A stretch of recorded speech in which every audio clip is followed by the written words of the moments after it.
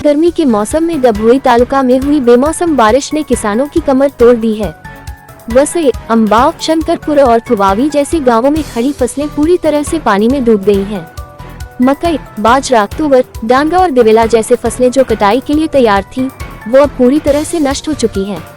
बीते 2 दिनों से तेज हवाओं और मूसलाधार बारिश के चलते डभोई तालुका में जनजीवन प्रभावित हुआ है।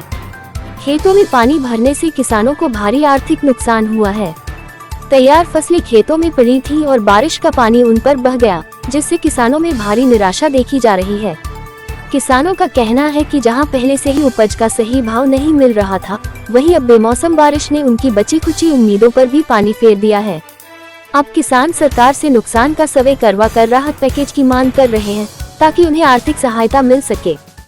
भर उनाळामां ચોમાસા જેવી જે પરિસ્થિતિ વિકટ બની છે તે પરિસ્થિતિમાં સમગ્ર તાલુકામાં ડભોઈ તાલુકાના ખેડૂતોનો જે ખેતરમાં ઊભો માલ ને તોડીને માલ પડ્યો છે એ પાણીમાં તરતો છે, જે આ વિડીયોમાં દેખાઈ રહ્યો છે।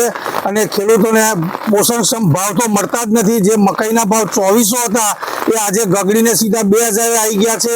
અને એમાંય પાછા વરસાદે જે પરેશાન કર્યા છે એમાં સંપૂર્ણ માલ પાણીમાં છે।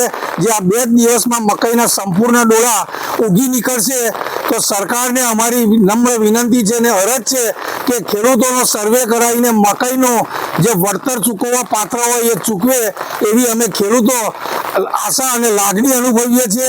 हमसे जुड़े रहने के लिए हमारे YouTube चैनल को सब्सक्राइब करें और नई वीडियो की नोटिफिकेशन के लिए बेल आइकॉन को दबाएं।